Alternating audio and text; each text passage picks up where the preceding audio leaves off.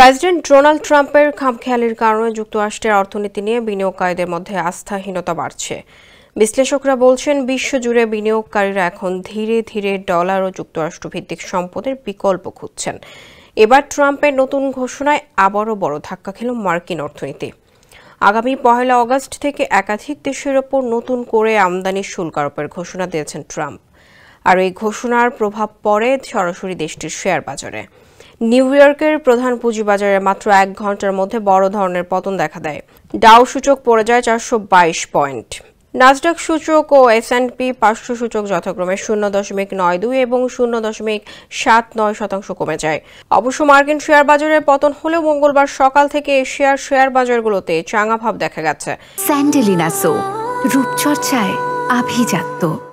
বিশ্লেষকেরা বলছেন, এই পতনের পেছনে কেবল শুল্ক নয়, বরং আছে গভীর অনিশ্চয়তার প্রভাব। ট্রাম্পের শুল্ক চিঠি ও তার আন্তর্জাতিক প্রক্রিয়ার কারণে এই পরিস্থিতি ঘনীভূত হয়েছে, এমনটাও বলছেন তারা।